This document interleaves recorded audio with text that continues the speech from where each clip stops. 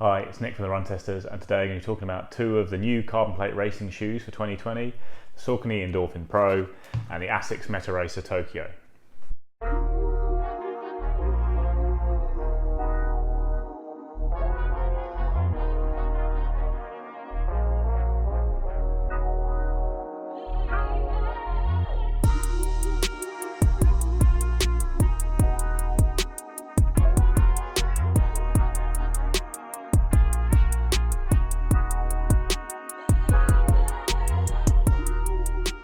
Start with the key stats of the shoe and the weight of them. The Metaracer is the lighter shoe at 210 grams for this, which is a UK size 9, while the Endorphin Pro weighs in at 229 grams.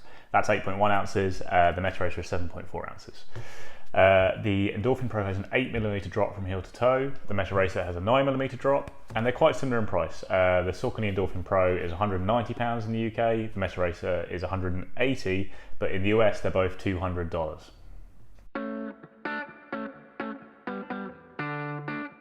Looking at the design of the shoe, we'll start with the uppers. Saucony, the Endorphin Pro has this form-fit upper, which is very comfortable, holds the foot reasonably tightly, but conforms nicely to it, fits well and close to it, a bit like a sock. There's no rubbing or hot spots I found with it, and it's good and breathable.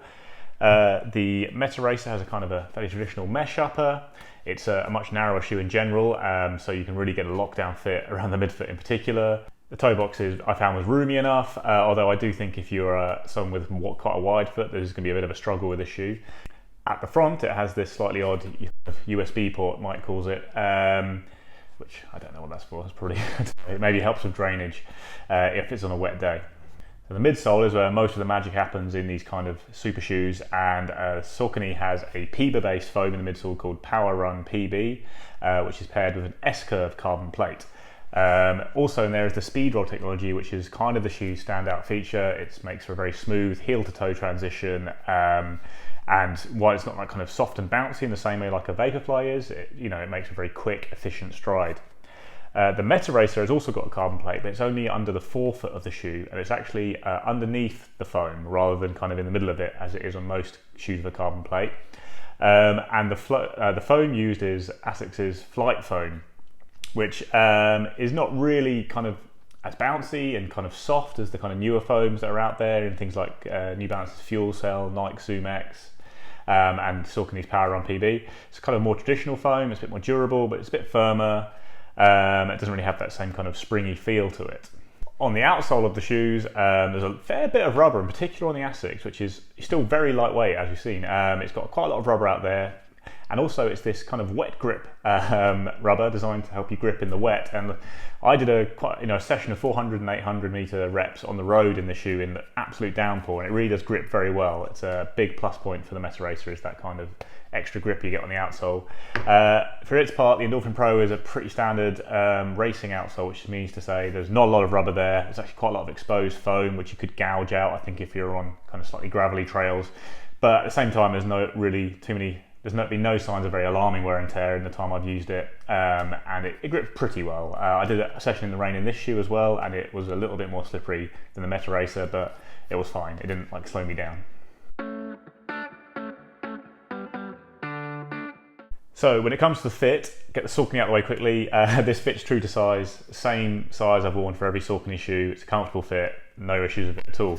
The Asics Metaracer, on the other hand, is a bit weird. It's a very long and narrow shoe, to the point where I could have sized down, I think, in terms of the amount of room I have in the toe box, but then I would have worried that it was too narrow around my midfoot, and I have fairly narrow feet. I've never really had a problem with narrow shoes before.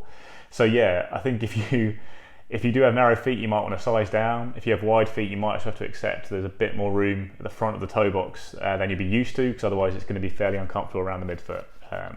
So yeah, slightly odd fitting shoe, but this is my true to size shoe, and it's been okay to use. I probably would size down half a size if I was ordering my own today.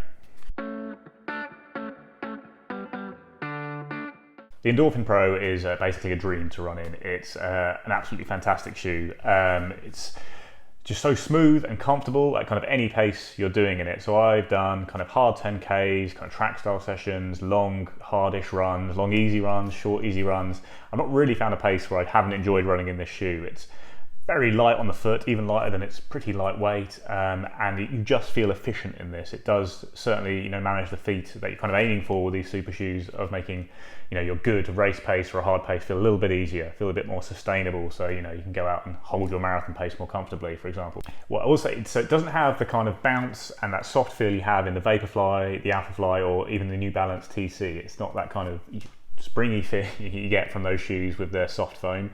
Even though this foam is quite soft, it doesn't feel like those shoes. It's much firmer in feel, and you get that kind of rolling sensation. That's the predominant thing you get with this shoe. I don't think it's particularly firm or harsh shoe in any way. I think because you're rolled so efficiently onto your forefoot and you're off again, you don't get that kind of hard landing that you'd get off like an old style racing flat. So yeah, it's still very comfortable to use kind of for everything, although I probably would save it for fast days and races, just because PEBA foam is not known for its durability.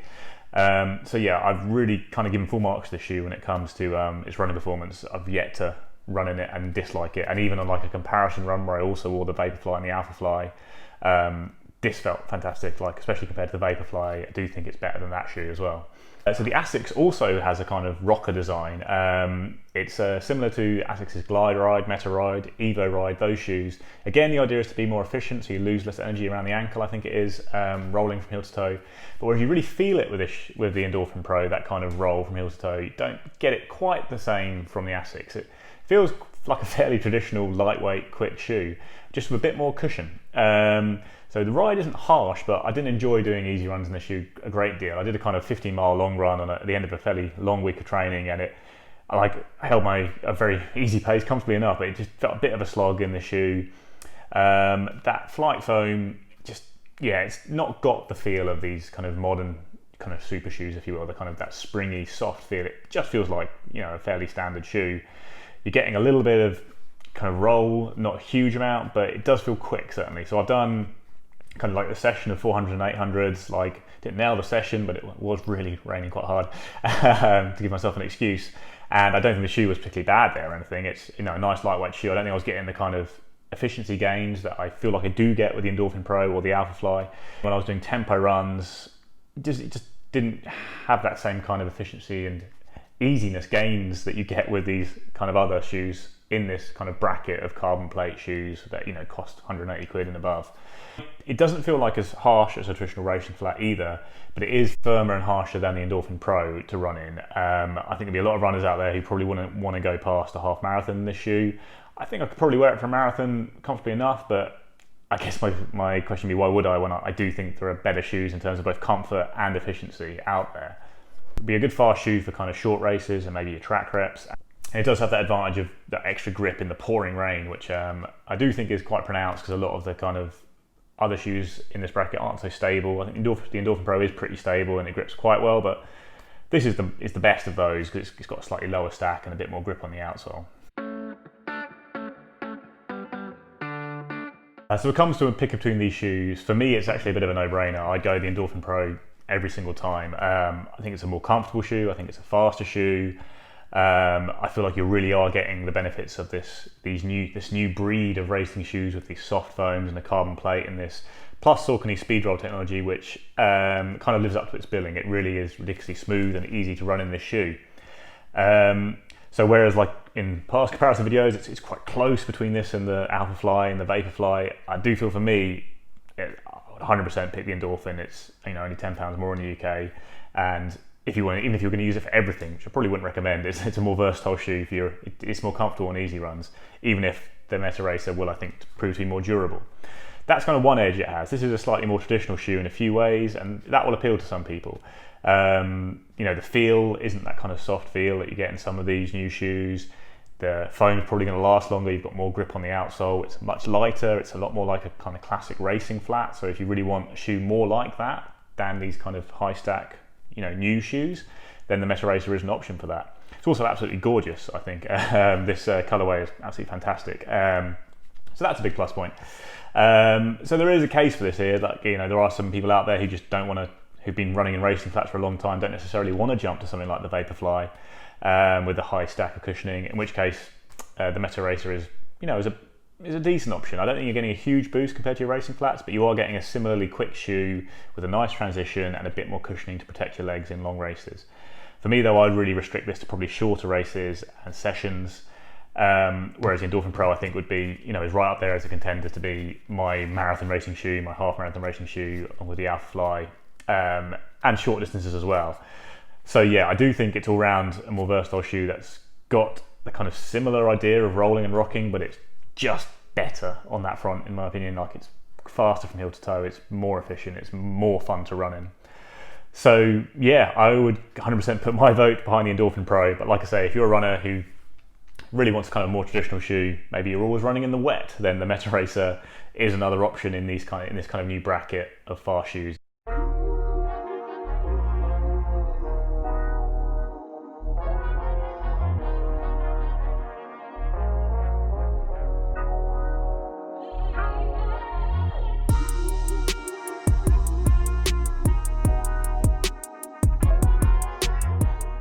So that's it. That's our comparison of the Asics Metaracer Tokyo and the Saucony Endorphin Pro.